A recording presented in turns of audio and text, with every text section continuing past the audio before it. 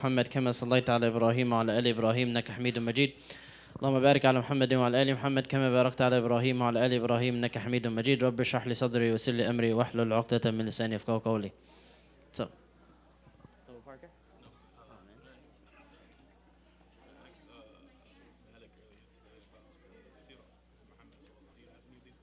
I don't have any extras. No, I just have my own copy at this point. I have a couple extras, but not anymore. I've done much of that in the store. You should definitely have. He told me he'd be getting them. We begin in the name of Allah subhanahu wa ta'ala and ask Him to send His peace and blessings upon our Prophet Muhammad sallallahu alaihi wasallam and his wives and his family members and his companions and all those who follow their example till the day of judgment, praying that Allah subhanahu wa ta'ala makes us amongst them. Allahumma ameen. Continuing with sign number 30, I think. Maybe not. Late 20s, 30 possibly, for whoever's counting. But before we begin with the new signs, wrapping up, and we named today wrapping up the minor signs, not just because we're not wrapping up the minor signs in our discussion, but that's like the reality of the current day and age. The current timeline in the world is wrapping up the minor signs. There's just a handful of them, maybe one or two, literally less than 10 for sure, before the advent of the major signs. The vast majority of all the 20 or 30 that we've covered and the 50 to 100 that the scholars have recorded based on different hadith have all come to pass. The minor signs of the Day of Judgment are over 90% complete for sure any way that you count it, which means that the advent of the major signs is right around the corner, something to think about. But before we begin with any of today's signs that we want to discuss, I want you to just bring up a sign that you heard and stood out to you and why. Maybe a sign from the 30 or so that we discussed so far and why it stood out to you. I'd like at least 3 on each side. 6 out of 30 is a good, it's 20%, right? Yeah, Adam.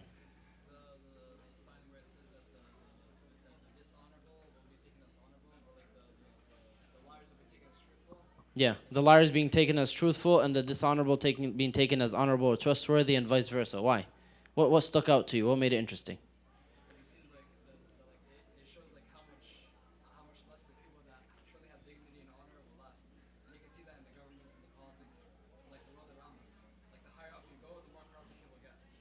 It's very clear. The higher up you go, the more corrupt people get. Go ahead, sister, and we'll go to Malik.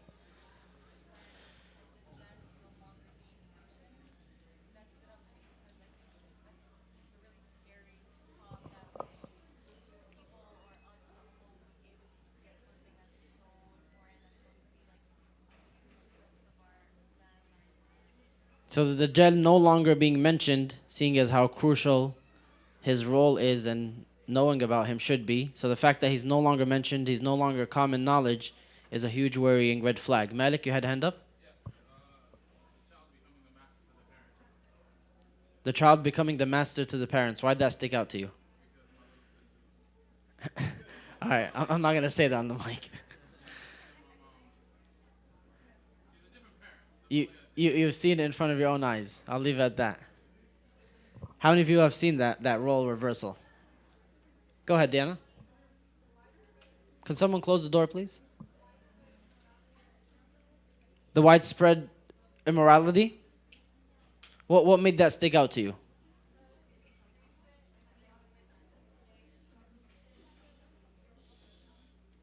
You feel it as a Muslim youth, right? You're swimming against the tide with every single decision that you want to make that you know to be true or you know to be in line with Islam. You feel that it's always against the tide. It's always the opposite of what's being promoted around you and what's being pushed onto you. The way you told you should dress or you should act or you should eat. You feel that. Something that is so easy, so palpable with every single decision of your life. So do one more on each side. Signs that were interesting to you. Go ahead, sister.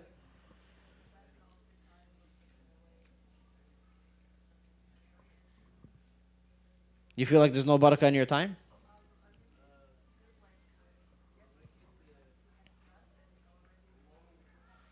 Yeah. That's true. We're going to come into some more of that today. Go ahead, brother.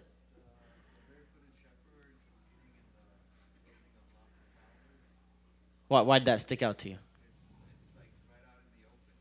It's right there. Yeah.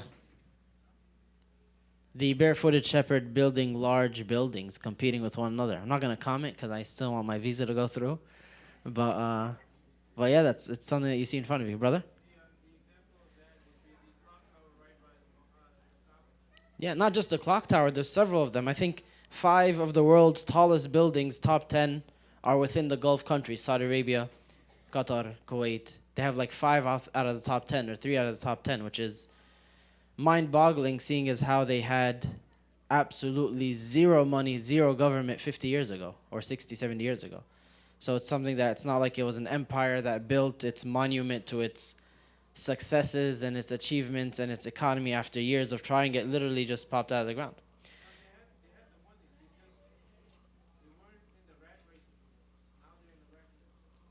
They recently joined it in the last few decades. Yeah. Is there something?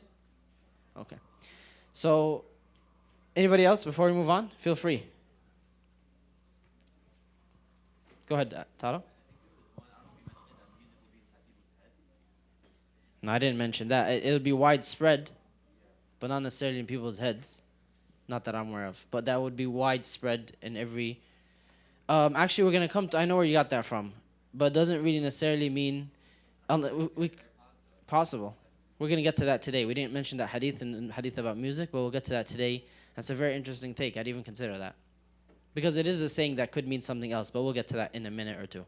Well, probably more, but you get the idea. Okay, so Bismillah, hadith around, or sign around 30, if my counting is correct. I do know how to count, I'm just not sure which ones we covered. It's kathratu zalazil. The Prophet ﷺ said in the hadith of Abu Hurairah, لا تقوم الساعة حتى تكثر الزلازل. There will be an increase of zalazil. And zalazil means earthquakes. It means shakings. And some scholars took it literal and some took it metaphorical. There's certain hadith that indicate that it may be metaphorical, where that there will be strong tribulations that shake the ummah or shake people's faith. But many of the scholars took it literal. That would mean there will be an increase of the physical shaking of the earth, an increase of the occurrence of earthquakes. And one very interesting hadith that some scholars mentioned, that it's most likely pointing to something literal, because it's saying specifically at the end times, when we know the fitan have been steadily increasing, and we went over some of the hadith of the fitan already, or plenty of them. One of them is the hadith of Abdullah ibn Hawala, where he said that the Prophet ﷺ came up to me, وَوَضَعَ رَسُولُ اللَّهِ صَلَّى اللَّهُ عَلَيْهِ وَسَلَّمَ يَدَهِ عَلَى رَأْسِهِ. He put his hand on my head. And he said, يَا ابْنَ حَوَالَةَ إِذَا رَأَيْتَ الْخِلَافَةَ قَدْ نَزَلَتِ الْأَرْضَ الْمُقَدَّسَةَ فَقَدْ دَنَتِ الزَّلَازِلُ الْبَلَايَا وَالْأُمُورُ الْعِظَامُ وَالسَّاعَةُ يَوْمَئِذٍ أَقْرَبُ إِلَى النَّاسِ من يد هذه من رأسك.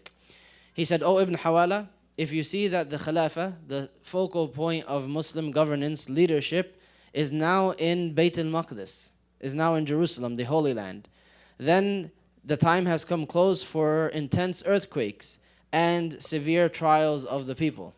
And know that on that day, the hour is closer to the people than my hand is to your head." And his hand was on his head, sallallahu alaihi wasallam. We'll come to the Khilafah being in Bayt al-Maqdis when we get to the Mahdi next week, inshallah. But we'll move on for now. Sign number 31, ظهور الخصف والمسخ والقذف. Aisha radiallahu anha narrates that the Prophet ﷺ said, يكون في آخر هذه الأمة خصف ومسخ وقذف. قلت يا رسول الله أنهلك وفينا الصالحون قال نعم إذا ظهر الخبث. Aisha says that the Prophet ﷺ said that towards the end of time, the end of the time of this ummah, there will be khasf, which is swallowings of the earth, and maskh, which means transformation into animals, wa qadhf, which means pelting with stones, supernatural or pelting with stones that destroys people. And some said it can mean like the falling of rocks or things like that in a supernatural or natural fashion. She said, I told him, O Messenger of Allah ﷺ, would we be destroyed while we have righteous people amongst us? And he said, yes, if the evil becomes superior, if it becomes apparent, if it becomes the majority, then even the righteous will be destroyed. And Allah subhanahu wa ta'ala, another hadith, he said, the righteous will be filtered on the day of judgment. That each person will be resurrected and judged based on their intention, but the society as a whole will be destroyed when evil becomes apparent or superior in number or not checked. And we also have a similar hadith from Ibn Mas'ud, where he said that between the hands of the hour right before the day of judgment, there will be maskh, transformation to animals, wa khasf, swallowings of the earth, and wa qadhf, which is pelting with stones, destruction by stones. So the scholars differed again, as always, is it literal or metaphorical? In terms of qadf, it's literal, as is khasf. These are phenomena that happen, pelting with stones or swallowings of the earth. And there are things that you see nowadays, sinkholes, right? People, whole neighborhoods disappearing, the integrity of the land gives away, and people get swallowed. People just end up being swallowed by the sinkhole of the earth. Not too long ago, there was a huge sinkhole that opened up in a wedding in Jerusalem, in Bayt al-Maqdis. It was an Israeli wedding where people were partying, and the earth just opened. You could see on YouTube. And then just the whole hall just disappeared within 2 seconds. So something that occurs even till this day that you see where the earth just gives way, and they'll make all the explanations for it. The integrity of the earth couldn't stand the buildings, the integrity was compromised by whatever, sure. But Allah subhanahu wa ta'ala decided at this moment that the earth would open up and these 200 or 300 people would disappear. I thought you were coming with a double parker, the way you're holding your phone, no? I got excited. So the occurrence happens where people are swallowed by the earth immediately. The Prophet ﷺ said, a man was walking once from the people before us, super impressed by how he looks, super lost in the physical appearance of himself, very arrogant in his walk, looking down on others. So Allah subhanahu wa ta'ala caused the earth to swallow him. Right? He disappeared. Like you were walking on the earth like you're something that never happened. Now you truly, just as if you never happened, you're gone forever. A reminder from Allah subhanahu wa ta'ala how we should be. You take care of yourself. That's fine if you want to look good, you want to smell good, you should. But not to give it too much where you're too entranced or too enthralled by how you look, and you're giving that so much attention, so much focus. It now becomes a source of you looking down on others, you belittling others, making fun of them. This is a dangerous road to walk where Allah subhanahu wa ta'ala could put something in store for you like this literal punishment, God forbid. Or maybe if it's not that literal, some other horrid ending. The Prophet ﷺ told us, بِحَسْبِ امْرِئٍ مِنَ الشَّرِّ أَنْ يَحْقِرَ أَخَاهُ الْمُسْلِمِ. It is enough of an evil that one of you belittles their fellow Muslim, looks down on them or considers them less than. That's enough of an evil, meaning what? Enough of an evil to do what? To destroy you, to send you to Jahannam. It's enough of an evil to destroy you if your main sin or your only sin is that you belittle fellow Muslims. So whether it's physical swallowing of the earth or metaphorical, some scholars were more of the metaphorical, regarding the masakh, the transformation to animals. They said that is something that happens with their hearts. So the person would have the heart of a pig, for example. That they have no other goal in life except to eat as much food as possible. Like mukbang and all that stuff. Like people who their entire life is just stuffing it. They make money for it, who cares? That's the whole point, that they'll answer with what? I make thousands of dollars doing this. And is thousands of dollars worth your dignity and your purpose in life? Is that how it works? You weren't created to just stuff it, right? This isn't a part of the purpose of life. Eating has a utility, and it was created for that utility. And it's not something that should be the purpose. So these people, as some scholars have said, they have these transformations, while some, they mentioned, will have the heart of wolves. They're predators. They gain enjoyment and benefit from harming other people. They actively seek to harm others. It's no longer about, I need something, like a thief. I'm going to steal something because I need it, for example. No, they're in it for the thrill. They're in it for the very utility, the very purpose of physically harming others or taking their property. Not because they need it, but because this is what they're in it for. Aren't there people like that? There's plenty of people like that. So some of them said it was metaphorical, some said it was literal. That there will be people who Allah will transform into animals. That has happened before and it could happen again. It's possible. Allah subhanahu wa ta'ala is able, and He could make that their punishment in this dunya. It is not far-fetched at all. In the hadith of Tirmidhi, Imran ibn Husayn, he narrates that the Prophet ﷺ said, في هذه الأمة خصف ومسخ وقذف فقال رجل من المسلمين يا رسول الله ومتى ذلك قال إذا ظهرت القيان والمعازف وشربت الخمور. The Prophet ﷺ said, in this ummah there will be swallowing of the earth, transformation into animals, and pelting with stones. And a man asked, O Messenger of Allah ﷺ, when will that happen? And he responded, when you see a strong appearance or a plentiful appearance of female singers and musical instruments, and alcohol will be drunk in abundance. People will be drinking it. In another hadith, he said, لَيَشْرَبَنَّ نَاسٌ مِّنْ أُمَّتِي الْخَمْرِ يُسَمُّونَهَا بِغَيْرِ اسْمِهَا يُعْزَفُ عَلَى رُؤُوسِهِمْ بِالْمَعَازِفِ. يَخْسِفُ اللَّهُ بِهِمُ الْأَرْضُ وَيَجْعَلُ مِنْهُمُ الْقِرَدَةَ وَالْخَنَازِيرَ. This is what you're talking about, Ahmed. The hadith of Ibn Majah of Abi Malik al-Ash'ari, where he says that the Prophet ﷺ said, people will begin to drink from this ummah in abundance alcohol or khamr, and they give it different names. They'll change up the name of this khamr, trying to find loopholes, trying to make it less of a deal for themselves than naming it outright khamr or beer or alcohol. They'll find some other ways of branding it.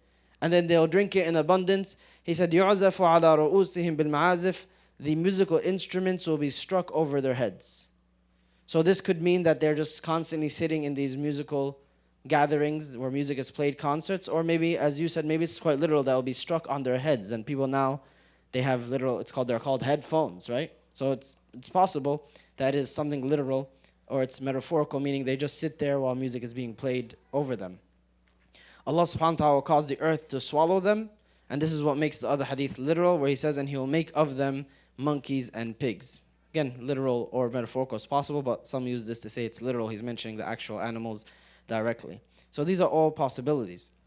And if it is metaphorical, we've seen that already, like we said. We've seen people whose hearts and their actions and their goals in life are more animalistic than they are human. The way that they act and carry themselves, their goals and their purpose is more animalistic than it is human. The next sign, which is according to my count 32 or 33, he said sallallahu alaihi wasallam in the hadith of Abdullah ibn Amr, لا تقوم الساعة حتى يأخذ الله شريطته من أهل الأرض فيبقى فيها عجاجة لا يعرفون معروفا ولا ينكرون منكرا. The hour will not come until Allah subhanahu wa ta'ala takes his special group of people from this earth, the righteous meaning, and none will be left except the lowest of the low. They do not approve of any good, nor do they denounce any evil. What will happen if the people who promote good and denounce evil are gone? What's bound to happen? Who will be left? It's the worst of people, right? Which is a sign that I already spoke about, which is ظهور السفلة or ارتفاع الأسافل, the promotion of the worst of people. Where he said, sallallahu alaihi wasallam, the hadith of the flipping of truth and falsehood and trustworthiness and dishonesty, he said at the end of it, وَيَنْتِقُ فِيهِ الرُّوَيْبِضَةِ. The Ruwaybida will speak. They said, who is that? He said, الرَّجُلُ التَّافِهِ, the lowest of people, speaking in the affairs of everybody. And they listened to him. Even though he has no credentials, he has no right, he has no authority to speak about everyone's affairs, people listen to him because that's the kind of time that it is. He said in another hadith that we mentioned before, لا تذهب الدنيا حتى تصير للقع ابن لقع. This dunya will not end until it belongs to Luqa ibn Luqa, loser, son of loser. Loser, son of loser. He'll be the best person in the land. People will say, حتى يقال للرجل ما أجلده ما أظرفه ما أعقله وما في قلبه مثقال حبة من خردل من إيمان. It will be said about a man how amazing he is, how impressive he is, how smart he is. Look at him. He's so smart. He's so interesting. He's so cool. He's so impressive. He's so likable. People are saying this is, he used sallallahu alaihi wasallam so many different adjectives. They're saying like, look at all these qualities. He's top tier and everything. And then the reality, he said sallallahu alaihi wasallam, is in his heart is not even a mustard seed's worth of faith. It's not deserving of these descriptions. He's an absolute nothing. He's an absolute zero, but the people are taking him or her as a role model. And this begs the question, if we're in a time where the righteous are bound to disappear, the foolish and the losers are bound to be promoted, and this is the change of people's lens towards things, how their formula towards success, what are you supposed to do?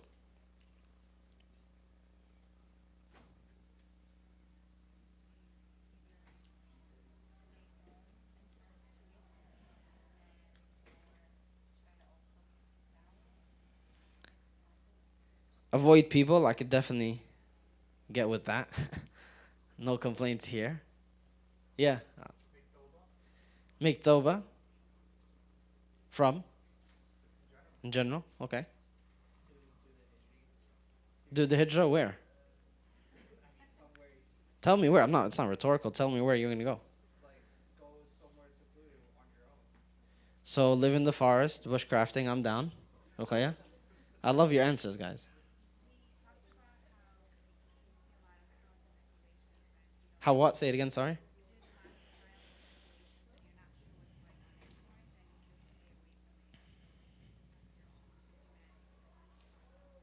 So you definitely should be protective over your own faith. Shouldn't be mixing with such people. You shouldn't be going with the flow just because that's where the flow is overwhelmingly. So that doesn't mean to cut off from all people, to go live in the forest somewhere. Maybe there will become a day, as we'll see, that that is the solution for some people. In some societies, in certain situations, that may be the solution, where you just run away. Like in the time of Dajjal, as we'll see next week or the week after, that will be the solution that the Prophet ﷺ promotes, which is you must escape. Everything will be left behind, all comfort, all amenities, but that will be because the only possibility of staying behind is to lose your faith. But we can argue that that's not this time so much, right? It's not that if you stay in society, you're guaranteed to lose your faith. For some people, that might be the case on an individual basis, but for the vast majority, that's not it. So what would be the solution? Brother, you had a hand up?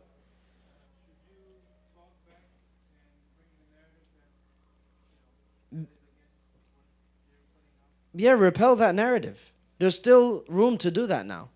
There's still room to repel that narrative and to stand against it and to say absolutely not. And the pendulum swings both ways. The same way that it swung in one way, there's still hope that could swing another. Maybe not entirely. Maybe it's not entirely salvageable as a society or as a media or as a way of life, but there's youth out there and elders. There's people out there who are desperately looking for someone like you who lives a completely different way, and they'll be impressed by it and they'll say, wait, so I don't have to just dive in head first. I don't have to give it my entire life. There's people who are willing to do that as well. I won't be alone. And then that would encourage them as well. Maybe you're that person in your friends group where you're the first to say, I don't listen to that anymore. I don't say that anymore. I don't eat that anymore. I don't go there anymore. And then they'll see, wait, there's hope. There's a possibility that I can change as well. Because so many people, when you speak to them, they're just simply afraid to go against the grain. There's a huge hesitancy and trepidation of the idea that I'm going to be alone. I won't have friends.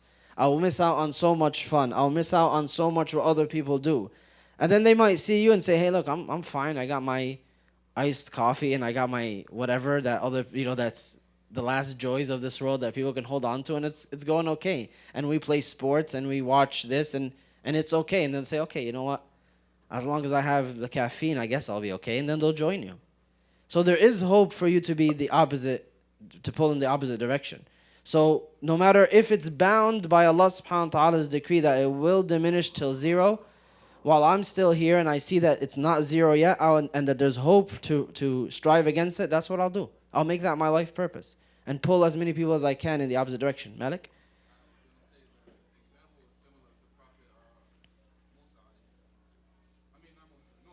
Nuh alayhi salam.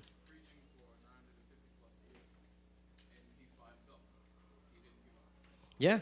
950 years, and Ibn Abbas radiallahu anhu says the number of believers was 40. That's one every 25 years. It's as lonely as you can get. Right? Where there's no one answering his call. He just keeps going. He keeps going on his mission. He's not daunted by what he sees around him. If it gets to the point that your own physical faith is physically in danger or unstable, then yeah, maybe you can make hijrah somewhere else or live on your own in a cabin somewhere, if that will be a viable option. And that will be at the time of Dajjal. But to make that decision now, when you haven't even begun to try to cope, to fight against it, to resist, may not be the right decision. Yaz.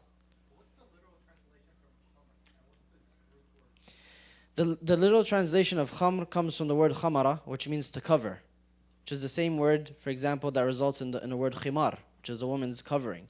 So it means to cover. So khamara is anything that covers the intellect and inhibits it. So it's not reserved for simply alcohol or beer or wine. Anything that, when taken, will inhibit the person's mind, their ability to perceive and to comprehend. So it applies to any drug or any intoxicant. It's usually translated as an intoxicant. There's different designations of certain intoxicants because some of them are uppers and downers, as we know, and even in the Sharia they have this designation and they have different rulings on them depending on context and situation. So someone might say, traditionally you might find an opinion that would classify caffeine as such, but then others call it, or a chill pill. Is that a thing? I always thought that was like metaphorical, like take a chill pill, like relax. There's something called a chill pill? Is it really a thing though, or are you using it? It's not? You did your research, Tato? It's not? Anything that There's no such thing? Oh, it is a thing. Oh, interesting. I'll put it in my notes.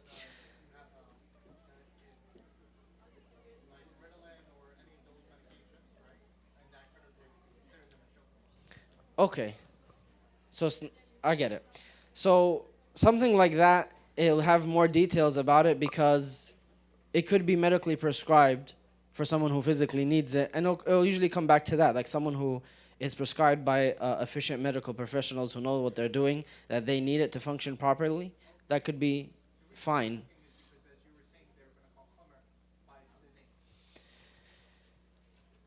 So that would be in the what we would call recreational uses. People who are using it for recreation.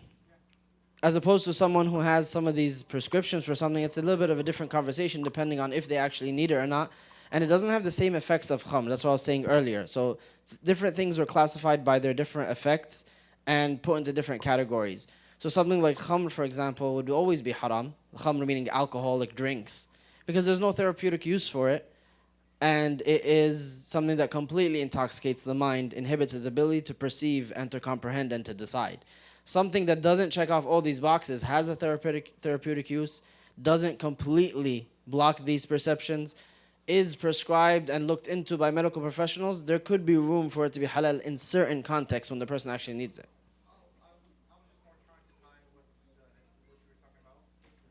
This is talking about people who drink it recreationally. They're drinking it for recreation, to get drunk, to intoxicate their minds. So that's kind of the emphasis here. The next sign, he said, sallallahu alaihi wasallam, in the hadith of Abdullah ibn Mas'ud, إن من أشراط الساعة أن يسلم الرجل على الرجل لا يسلم عليه إلا للمعرفة. It's from the signs of the day of judgment that you'll see a man say salam to another man. They only say salam to those that they know. So people that they don't know, they don't say assalamu alaikum to them.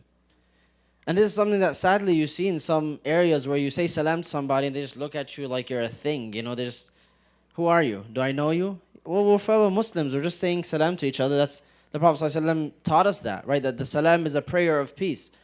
I'm not just saying hi or what's up or doing that nod that doesn't mean anything, that acknowledge that you exist. I'm saying may peace and blessings from Allah, who is as-salam, the source of all peace and blessings, be upon you. It's a prayer for you, even if I don't know you. He said, sallallahu alaihi wasallam, if you want to know something that will increase the love between you, afshu salam bainakum, spread salam between each other. Say assalamu alaikum to those you don't know and those you do know. The Sahaba would be walking together. Sometimes they'd be separated by a tree or a pole or something would come between them. When they'd relink again, they'd say assalamu alaikum all over again. What are we losing? Right? It's a prayer of peace. It is earning hasanat. It's forgiveness of our sins. It's increasing the love and the brotherhood and the sisterhood. It's all wins. So a lot of times today people, they just go in, and what's worse than being ignored for a salam is you're in a circle of 3 or 4 people. Somebody walks in, they say salam to one person, and then they walk away. They go in between 3 to 4 people, they shake a hand, Assalamu alaikum, they might bring it in, give him a pound, and then they'll walk away, and the other 2 people or 3 people got to stand there like aliens, not knowing where to put their hands or how to react. Why do we do that to people? Just say salam to everybody. Isn't it take you an extra 3 seconds to say salam to these other 3 or 4 people?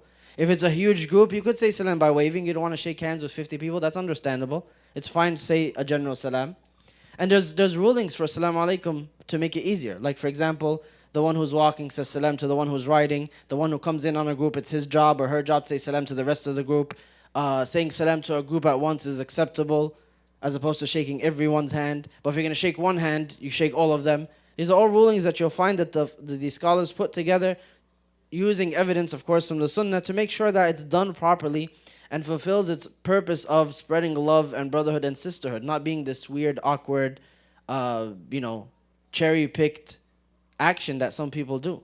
You're doing the opposite of spreading peace and love amongst the Muslims. You're spreading discord and making people look at one another in a weird way because they said salam to you and not us, or to everybody but that person, what's going on. That's always what perpetuates when people do it in this fashion. So someone says assalamu alaikum to you, respond with a smile, say wa alaikum assalam wa rahmatullahi wa barakatuh, give them the whole dua, and expect that reward with Allah subhanahu wa ta'ala, and you'll be surprised how easy it is that saying salam to the same person over and over is bound to create some kind of compassion between the two of you. It's bound to create some kind of bond just by virtue of saying assalamu alaikum regularly. Which is why scholars said, for example, the default is it should be in between the genders, unless it's groups. Meaning if you run across a sister all the time, may not be the best, and you're both single, unmarried people. It shouldn't be single, unmarried is the same thing, I know. It shouldn't be the norm for you to say as-salam to each other outside of some kind of need or some kind of gathering, because then it's bound to create some kind of mutual camaraderie or something of that sort, and it's not supposed to be done in between genders. Of course, someone that is a colleague or that you run into or that you interact with, you're going to begin with Assalamu alaikum, right? No matter whether they're a brother or a sister. But this is just the default, shouldn't be rushing towards it while we so conveniently neglect those of the same gender that we see all the time or are from a different masjid or different ethnicity. That makes no sense. He said, sallallahu alayhi wa sallam, in the hadith of Abi Umayyah, إن من أشراط الساعة ثلاثا إحداهن أن يلتمس العلم عند الأصاغر. He said of the three signs in this hadith of the Day of Judgment, one of them that is mentioned by Abi Umama here is that knowledge will be sought with the younger people, those who are younger. So he mentioned, sallallahu alaihi wasallam, that people, and Abdullah ibn Mas'ud also narrates, or Abdullah ibn Mas'ud is the one who said this himself, لا يزال الناس بخير ما آتاهم العلم من أصحاب محمد صلى الله عليه وسلم ومن أكابرهم فإذا آتاهم العلم من قبل أصغارهم وتفرقت أهواؤهم هلكوا. The people, Abdullah ibn Mas'ud says, the people will always be upon good as long as they seek knowledge from the companions of Muhammad sallallahu alaihi wasallam and those that are older than them. So when you see them now seeking the knowledge from those who are younger, those who are smaller than them, and they follow their desires, then know that destruction is upon them. And Abdullah ibn Mubarak and a bunch of others, they commented on this hadith and they said it's not necessarily by age but by those who are deserving. We know that Umar ibn Khattab, he had a gathering of people in his house that he'd seek counsel with, that he had asked questions, and that he would raise to them the issues that he faces as the Khalifa, as the President, the Emperor every single day. And they were a mix of youth and old age. So it wasn't necessarily about the age, but the young people that he kept, some people complained, why do you have these young ones with us? These 20-year-olds or 30-year-olds while we're all elders, that we can give you counsel, we understand that, but what's up with these people? And he said these people, they stick with the Sahaba, they're with them day in and day out. So they have the knowledge, they have the merit to be amongst us and to give their opinion. So it's not necessarily about age. What's being called out here, what's being mentioned as something negative is those who they go after people who are younger who don't have that to offer. And why would people do that? Why do people do that today? Who do you listen to? Who do you follow for your Islamic knowledge? Some people it's by follower count. This person has the highest follower count, they must be doing something right. It might be the flash and the pizzazz that's on their page. All their videos are well done, the zoom in is right, the right angle and consistency and number, so I don't get a seizure, but at the same time I don't get bored. They have all these effects and these nice nasheed in the background, so it hits just the right tones and makes me cry at just the right moment. And that's it, and I follow them. They must know what they're talking about. No one will list it like that, right? I hope not. It's probably people who will at this point. But even if they don't list it that way and they say that's why they listen, that's why they listen. They're just swayed by the right notes. That person hit all the right notes at all the right time, and so they're swayed and they can't believe or fathom for a second that what they're saying is nonsense or not grounded Islamically or is a fringe opinion or anything like that. It could be just this person at first, I'm not super interested, but they come up on my feed over and over again and that's it. Now I'm swayed all of a sudden. Now I'm interested in what they have to say. All my friends are sharing it. So how do you find someone that you take knowledge from, that you consider a teacher? Something you should ask yourself. Because he says here, sallallahu alaihi wasallam, it's a sign of the Day of Judgment that you see them taking the wrong people, those who are smaller, those who are younger, those who have nothing to offer except all of this, and they end up taking them as their teachers.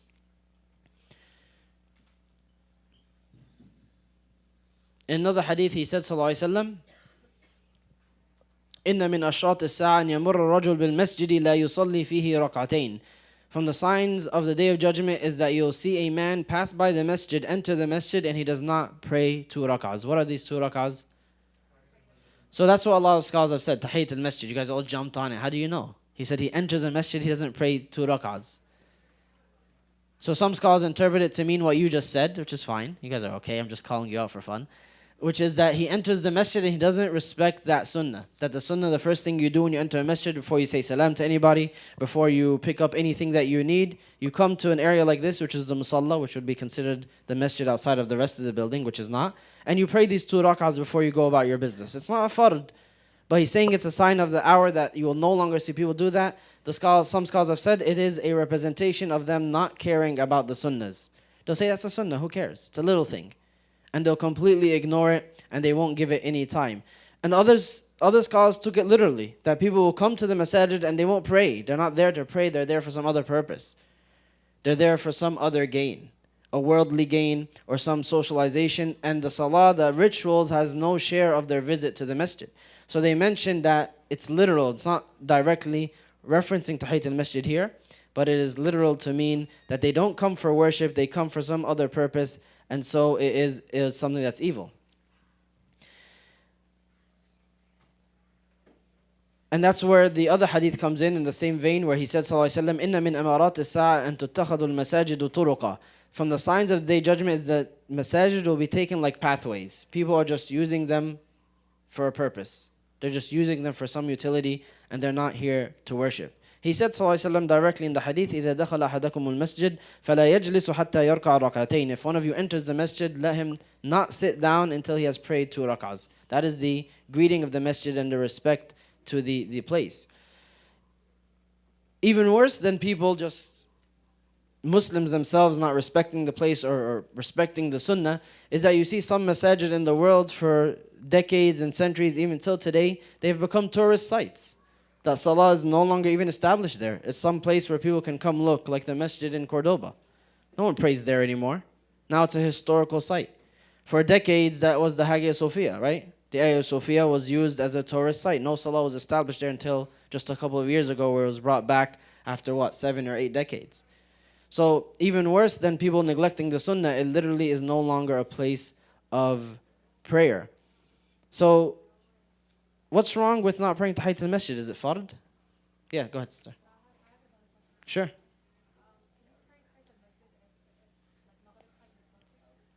If there's a fard prayer going on, you shouldn't pray Tahiyyat al-Masjid. Because there's another hadith where he said, sallallahu alaihi wasallam, if the iqamah is done and it's a time for a fard prayer, then the fard prayer should be given preference. Do you mean between Asr and Maghrib, the forbidden time of prayer?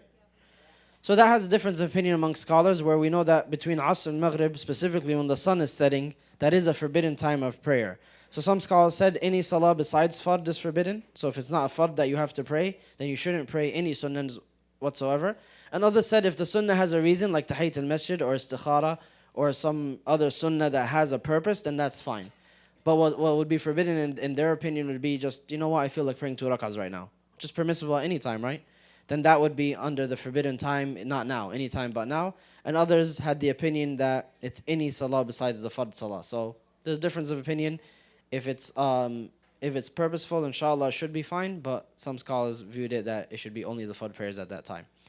So what's the deal here? Why is the Prophet ﷺ saying it's from the signs of the hour? Well, it's not something fard. People didn't pray 2 rak'ahs. That happened in his lifetime, where people came and didn't pray 2 rak'ahs. Sallallahu alaihi wasallam.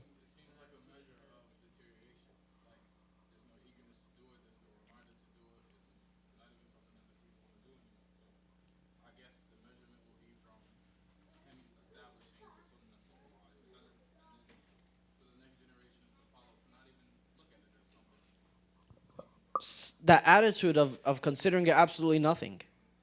Not as opposed to doing it most of the time, you miss it, so you tell yourself, well, it's okay, it's not fard, I missed it one time. The attitude changes into it's completely disregarded. We have the hadith of Abu Dhar, which is controversial in its authenticity, but he is reported that the Prophet ﷺ is reported to have said, إِنَّكُمْ فِي زَمَانٍ عُلَمَاؤُهُ كَثِيرٌ وَخُطَبَاؤُهُ قَلِيلٌ مَنْ تَرَكَ فِيهِ عُشَيْرَ مَا يَعْلَمُ هَوَى أَوْ قَالَ هَلَكَ وَسَيَأْتِي عَلَى النَّاسِ زَمَانٌ يَقِلُّ عُلَمَاؤُهُ وَيَكْثُرُ خُطَبَاؤُهُ مَنْ تَمَسَّكَ فِيهِ بِعُشَيْرِ مَا يَعْلَمُ نَجَى. You guys, he's talking to the Sahaba, are in a time period where the scholars of them are many. Those that are knowledgeable are plenty. And those that speak are few. You have very few people who are getting on a pulpit or teaching classes, but those that know are many. They can be sought out. While those that speak publicly are few. If one of you were to abandon 10%, 1/10 of what you are taught, you'll be destroyed. If you get lax with the small amount of this ocean that you know, you're going to sway off the path. And of course, it's not directly related to the 10%. It's not a mathematical hadith. And then he said, there will come a time upon the people that the knowledgeable amongst them are few, while the speakers are many. Everyone's running their mouths, but very few know what they're talking about, and very few have an actual knowledge base to back what they're saying. In that time period, those that grasp onto 10% of what reaches them, they'll be saved. It's not in the hadith encouraging you to do the bare minimum. But in times where people are barely doing anything, you should strive to do as much as possible. That's what the hadith is saying.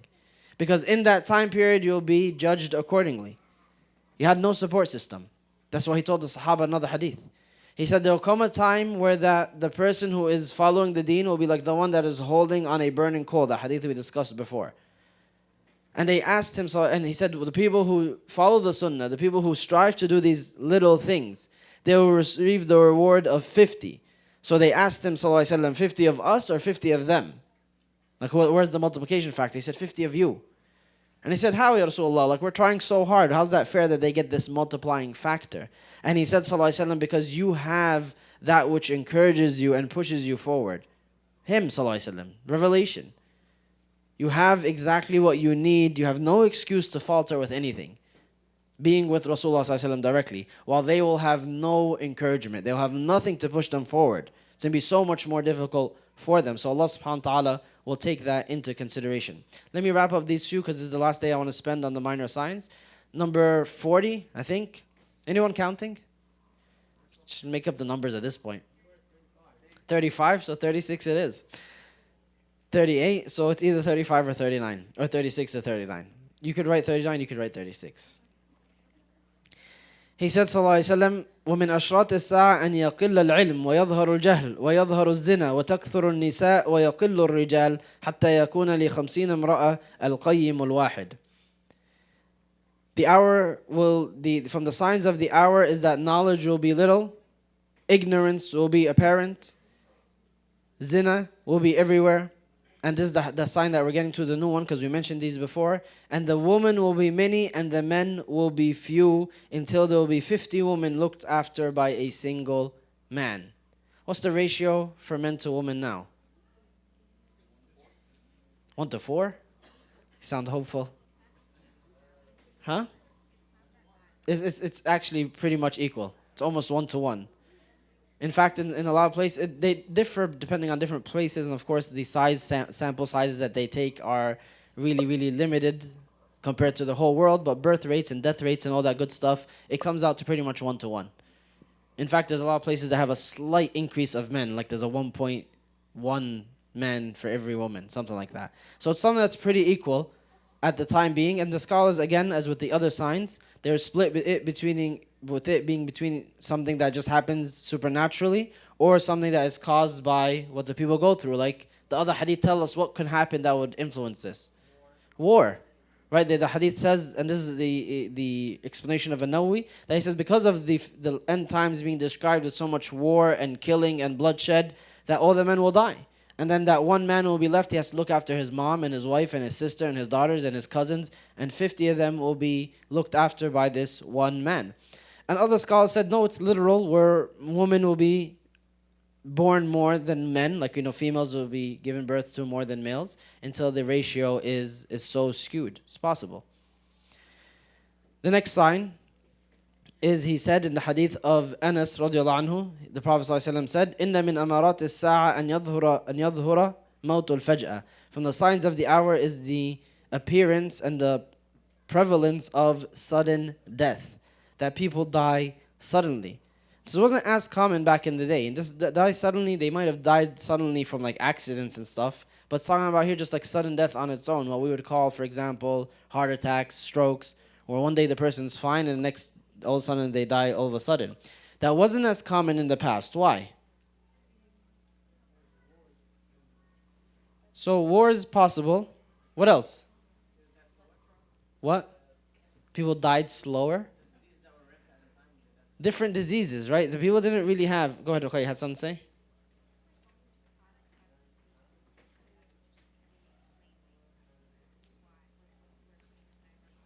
It's people's general lifestyle. Back then, just to get water, you had to like go on a trip and sweat and struggle. You'd have to walk hours a day. That was the norm. The norm was that everybody would walk for several hours a day, not thousands of years ago. We're talking about like 50, 60 years ago, 100 years ago. So people would have to walk so much more. They'd have to do so much more physical activity. So they didn't have what they call today the sedentary lifestyle, right? It wasn't as common just by force. Yes. No, just talking about natural causes. Unhealthy diets, just the lifestyle that people live today, the desk jobs that they have for hours a day, that was never the norm before the modern age, the postmodern age as they call it. That was never the norm before the last 100 years. Every single job involved people getting up, struggling, walking for hours, and moving in a level that is, that we would consider recreational exercise. People never had recreational exercise if you think about it. If somebody woke up one day and saw someone jogging around the block, you'd say they've lost their mind, because everybody has to get up and run somewhere and do stuff. This person's just running in circles. Why did people invent that? Because they were just sitting all day. Where they had now health centers or gyms or people have to go and work out. When did that start? It's quite recent as an invention. Before people's own life, just tending to the animals, tending to the crop, tending to the normal everyday needs, collecting wood, which was a part of everyone's life, these things would be physically demanding. So these type of deaths were not common, even though they still happened, right? It's not like heart attacks are new to modern history, but this is something that they found. And there's studies about this, by the way, that people who come from villages or wherever all over the world, they come to somewhere like America, they all of a sudden adopt these diseases in their old age, even if it's not found in the village. The reason is the lifestyle, right? It's not something that is rocket science. He said, sallallahu alaihi wasallam, in another hadith, in the hadith of Hudayfa, he says, سئل رسول الله صلى الله عليه وسلم عن الساعة قال علمها عند ربي لا يجليها لوقتها إلا هو ولكن أخبركم بمشاريتها وما يكون بين يديها إن بين يديها فتنة وهرجة. He was asked about the hour. He says its knowledge is with Allah subhanahu wa ta'ala. None will make it come to pass except Him. But I will tell you of some of its signs. Between its hands, meaning close to its advent, will be tribulations and killing. And then he said, sallallahu alaihi wasallam, in another in the same hadith, وَيُلْقِي بَيْنَ النَّاسِ التَّنَاكُرْ فَلَا يَكَادُ أَحَدٌ أَنْ يَعْرَفَ أَحَدًا. And you will see between people, they will deny one another. They will not acknowledge one another until you see one person barely know another. And the Sahaba, they said this isn't from the growth of towns, even though that could be an explanation. Back then you had a town of 1,000 people or 2,000 people. Everyone's face was kind of familiar. You're seeing the same 1,000 to 2,000 people for the next 20 years. So everybody becomes familiar. And this is something that still exists in some small areas, villages, even towns in America, where if you come, me and you show up, right away they'll be like, look at this person. Get a load of this guy. He's clearly a foreigner. He's clearly one of those brown people or something. It's not from around here. Then right away you stick out like a sore thumb because they've gotten used to all the faces, all the interactions that you could possibly have in this small vicinity.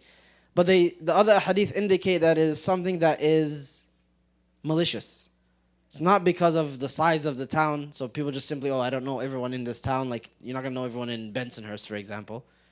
It's thousands of people. Why would you want to know all those people? It's just not going to happen.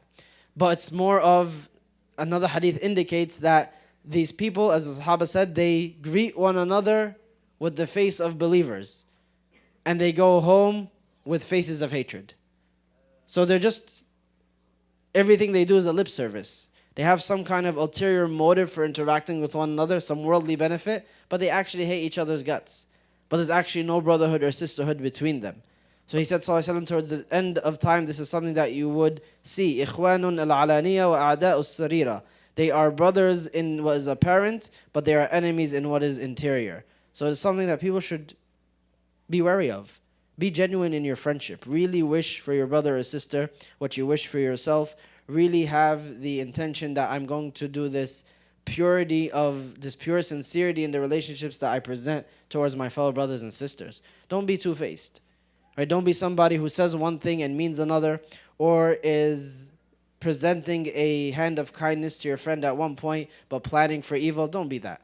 Don't ever do that. it is not something that is befitting of the believer, and it is something that he foretold that would be of the evil presentations of the society at the end of time.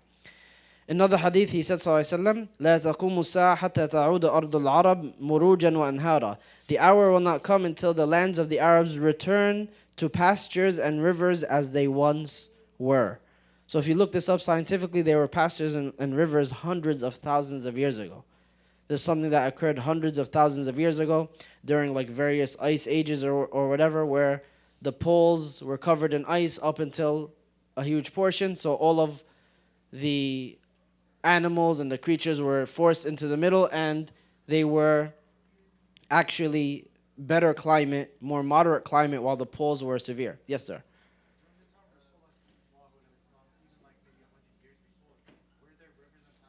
Absolutely not. I just said the last time that happened was hundreds of thousands of years ago, where it was pastures and rivers. The Arabian Peninsula has not had a river in it for the last few 100,000 years. In fact, Saudi Arabia is the, I think, only country in the world that has no running river. You could Google it. One time someone challenged me, I told them Google it, and I was right. So I'm not entirely sure now, though, because it was years ago. I mean, unless it's a man-made river right now. What? Unless it's a man-made river. Naturally occurring river. There's no naturally occurring river in Saudi Arabia. I think it's the only country in the world. So he said it will return to being pastures and rivers as it once was. So will that be something that naturally happens? It's possible. We know right now that they're spending tons of money into cloud seeding, right, in the Emirates and Saudi Arabia, all these Gulf countries, because they have no water. So they actually spend tens of millions of dollars into cloud seeding, which is artificial rain, right? Trying to force it to artificially rain. Sometimes it works, sometimes it doesn't. All this was in the last few decades. Will that be influential in causing this? It's possible. We don't know. He said, sallallahu alaihi wasallam, tied to this same hadith, similar in category, لا تقوم الساعة حتى تمطر السماء مطرا لا تكن منها بيوت المطر ولا تكن منها إلا بيوت الشعر. Basically, the meaning is the hour will not come until there's plenty of rain and no agriculture grows from it. There's no benefit from it. There will be rain, and it will rain in general, and places will be covered in water, but they will not, he said, sallallahu alaihi wasallam, وَلَا تُنْبِتُ الْأَرْضُ شَيْئًا, nothing will be growing from the ground. What will happen? Will it be acidic rain? Will the people ruin the soil? Right? Will it finally be climate change? It'll come to life, and we don't know. But he said, sallallahu alaihi wasallam, there will be rain. The sky will produce rain, but there is no agriculture that will be produced because of it. Maybe none of this will happen, but it'll just be simply a lack of barakah. We spoke about that. That if Allah subhanahu wa ta'ala so chooses, things will be held back. These things are in His hands and they're at His command. So maybe the people will have used up all their opportunities and Allah subhanahu wa ta'ala will no longer bless them. These are all possibilities. In another hadith, he said, sallallahu alaihi wasallam, the hour will not come until the Euphrates River, يُشَكُ الْفُرَاتُ أَنْ يُحْصَرُ عَنْ جَبَلٍ مِّن ذَهَبٍ فَمَنْ حَضَرَهُ فَلَا يَأْخُذُ مِنْهُ شَيْئًا. He says, soon you will see the Euphrates River. Where's the Euphrates River? It's in Iraq. It will dry up. And that's something actually that's been ongoing for decades, where the water in it is actually receding at a very fast rate. He said, sallallahu alaihi wasallam, it will dry up until it exposes a mountain of gold. You heard this one, huh? And he says, whoever witnesses it, do not take anything from it. Why? It's free gold. Because people will start trying to kill each other. He said, sallallahu alaihi wasallam, يَقْتَتِلُ النَّاسُ عَلَيْهِ. People will kill one another over it. When this happens, they'll begin to kill one another over this gold. فَيُقْتَلُ مِنْ كُلِّ مِئَةٍ تِسْعَةٌ وَتِسْعُونَ. Out of every 100 that go there trying to procure this gold, 99 will die. So why do people go? If there's a 99% death rate, why do people go? Yeah, it's out of greed. That's what you're going to say? It's like the gold rush, exactly. He said it himself, كل رجل منهم يقول, every single man of them says, لعلي أكون أنا الذي أنجو. Perhaps I'll be the one who's saved. Perhaps I'll be the one who's going to make it. Someone has to get the gold, right? All these bums will die, and I'm the one who's going to make it. I'm going to come out rich. So, is it literal? Sounds pretty literal, right? That's and the default, by the way, for a hadith, for the oldest scholars is that they take it literally unless there is something to make it metaphorical or drive it away from face value. This is just kind of the general approach to hadith, the wordings of the Prophet ﷺ. And others said perhaps it's not literal. Maybe it's not actual gold. Maybe it'll be something like petroleum or something, right? That's like the gold of the area, kind of what people discover underwater. But who knows? Most scholars took it literally at face value, and we won't know till it actually happens. It's actually the word gold, yeah. Go ahead, Mohsen.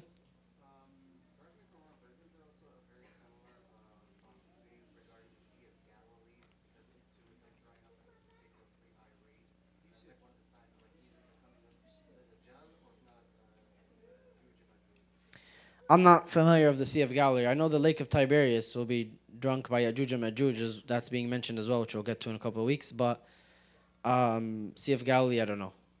Perhaps. We could check it, inshallah. That'll be your homework.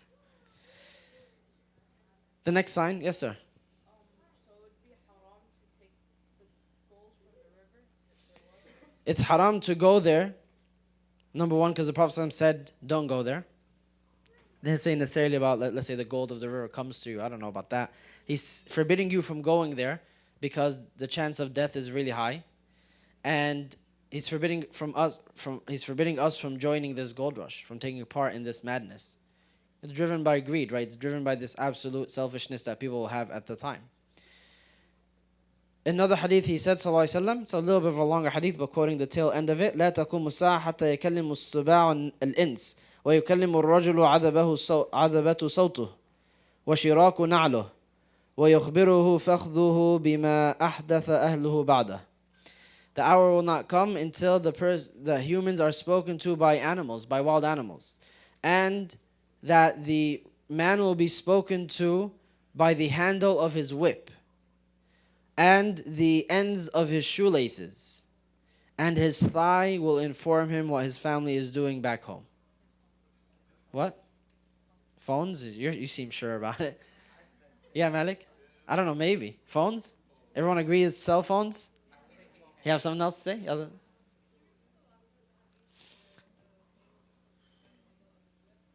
He said the hour will not come till the wild creatures speak to man, and the man is spoken to, and the man speaks to the handle of his whip and his shoelaces, the ends of his shoelaces, and his thigh informs him about his family back home. Could be cell phones, possible, yeah. So I heard recently that there was an article about AI. They're trying to use AI so that they can understand animals. Where the dog barks at you and the AI says, hello, like that?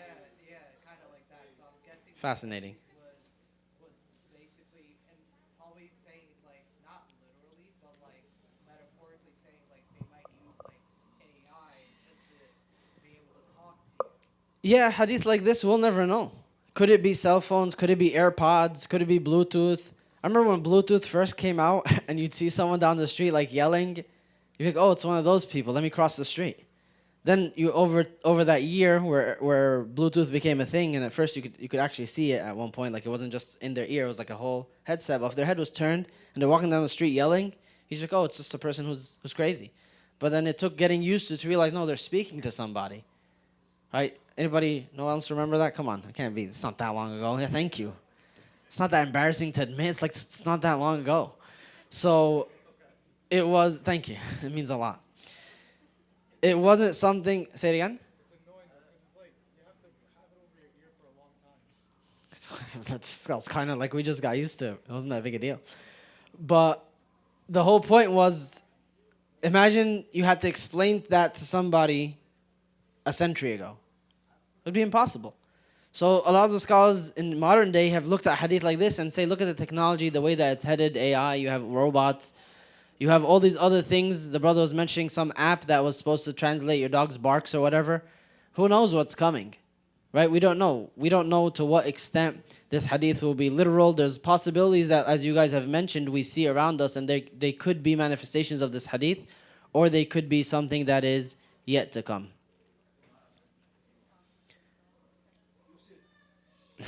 I've never seen it. Yes. What about them? Well, they look like wires. If you think back in the day when people had headphones in for a very long time, that was a thing. Where like you just had a wire coming out of your head all the time. Headphones before they were wireless. It's a possible explanation. We're not saying for sure. As we were saying in all the way in the beginning, if you remember these minor signs, we don't know 100% for sure until the day of judgment, really, until we find out. There are times in the past where people said, for sure, this is what happened. See? This is exactly what the Prophet ﷺ foretold. Then years would come later and people would say, no, no, no, this is it.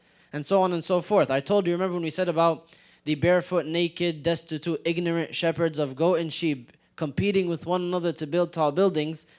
Some of the scholars of the past, they mentioned that is when people try to outdo the building of their neighbor.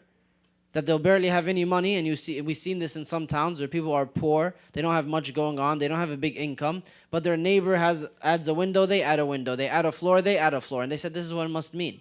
They couldn't fathom for a moment that what we see today, which is, like we were saying earlier, that 3 or 5 of the top 10 or 20 tall buildings of the world are in the Gulf countries. People who literally, not ancient history, their very fathers were poor shepherds of goat and sheep, that their country was non-existent.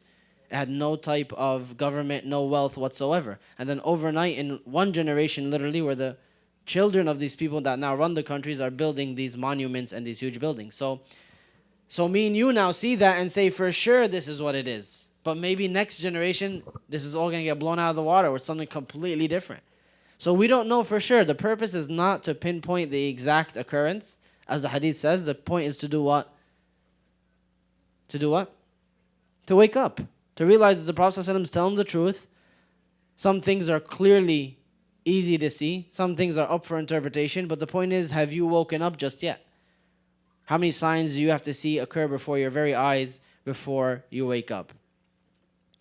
There's a few others that I want to cover before we get to Al-Mahdi and begin with him next week, because he's the last of the minor signs. Doesn't look like we'll get to it today. I don't want to drag on more than this. But inshallah, we'll try to wrap up the last 3 or 4 next week, along with the description of Al-Mahdi. Who is Al-Mahdi? Is he metaphorical? Is he literal? What is he coming to do? What is his purpose? And how important is it for us to know about him? Inshallah, we will do that next week. We will take some questions now. We just have about 3 or 4 left before we end up with the minor signs. So we'll delegate that for next week. Inshallah, we will wrap up the minor signs next week and start with the major signs the week after, inshallah. Any questions? Yeah, go ahead, Yasin.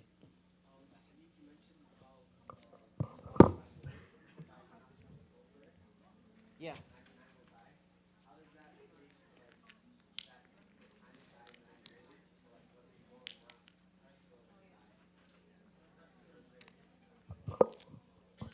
If the hadith says don't go when the Euphrates discloses a mountain of gold, the reason being that 99 out of every 100 will die.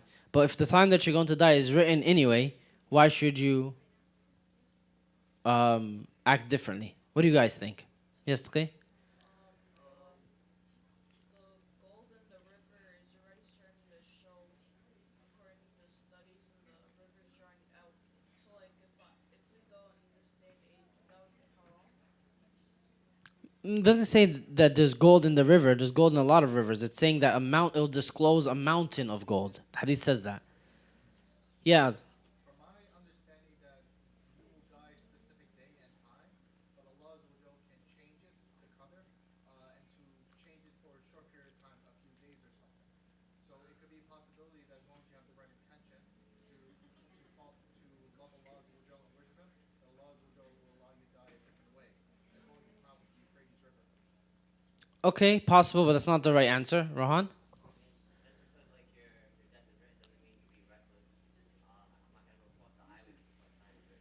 Exactly. I can't say, well, you know what, my death is written, so I'm not going to look both ways when I cross the street, because what is the purpose? Allah subhanahu wa ta'ala already wrote it. No, He also told us take care of your life. He also told us take precautions. Don't put yourself in situations that harm your body. So the same one who told us that our death is written and our lifespan is written and how we'll die is written, told us to take these precautions when you live. So we look at all of the information, all of the narrations, all of the ayat and the hadith together. We don't look at just one of them and say, well, if my death is written, I might as well be a professional skydiver because it's no difference than being a, professional accountant. No, there obviously is risk factors and things that we say. I didn't mean to choose those two jobs. No insult against anyone who does either of them. But it is more of the line of the fact that we have a certain rubric for life, certain things that are safe or unsafe, certain precautions and measures that Allah put in our hands, and certain things that we could all agree are reckless and disobeying that or disregarding that system that He gave us. So if 99% have a death rate, would it be reckless to go there? We'd all agree, yes. It'd be unsafe, it would be unwise, it would be putting yourself in danger's way, unreasonably so, for gold, which is not a purpose of life. So we have that information, and that all is in line with our deen, just like it's also in line with our deen to know that Allah decrees when we live and die. So you look at it all at once, not just that one particular fact. Yeah, go ahead, brother. Sallallahu Alaihi Wasallam. This clearly, He's warning us not to go. He would not prevent us from something that's good for us unless there's more harm. The evil is greater than the good. Is it permissible to pick up gold in this fashion? There's nothing that indicates it's haram. Right? If it's free for the taking, you pay its zakah, you pay its khums according to some scholars, and then that's it. The rest is yours. But there's clearly a greater evil happening. Yes, sister. Sure.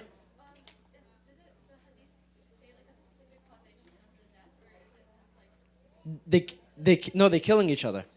He says that in the hadith, he literally says they're killing one another over it. So it's not that they die because of difficulty or hardship. No, they're killing one another over that gold. The hadith directly states that. Any other questions from this side, sisters? It is horrible. Yeah, go ahead, Mohsen.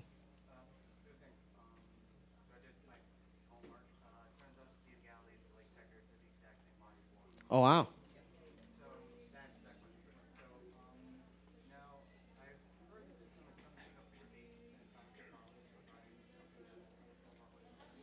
So listen.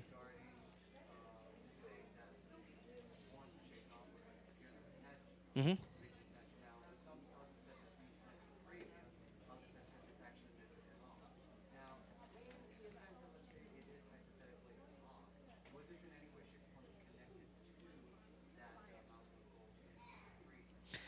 That hadith has like a longer discussion on it, that the horns of the shaitan will appear from Najd, and it referring to central Iraq or eastern Iraq. The general idea is that a lot of evils came from that direction. If you look at like the Mongols, the Dajjal is supposedly going to come from that direction. A lot of different fitan in theology came from that direction. So they kind of took the hadith at its general meaning, which is that is a general direction where a lot of evil things will come from, but not exclusively. Imam Ahmad was from that region. The Turkic people from that region when they came in and solved a lot of the Ummah's problems, the Seljuks and all these other people. So it's not exclusively evil, but just to highlight that that is a direction that there will be evil coming in from, some of the worst evil that this Ummah's ever faced. That's like the general interpretation of it without getting specifics, because there's no reason to point to specifics. There's no strong evidences. But that is the general interpretation.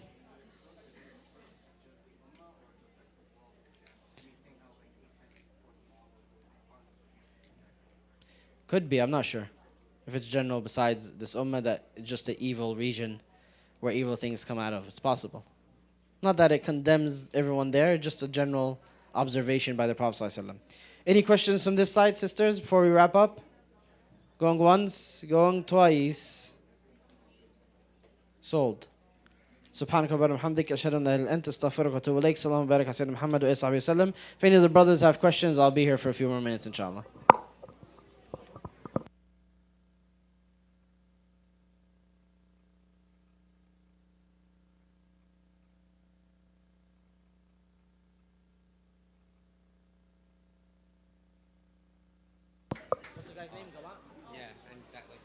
Assalamu alaikum everyone. Just a quick announcement that tomorrow they'll have an overnight protest to protest the presence of the, what's his name? He's a minister? Galant?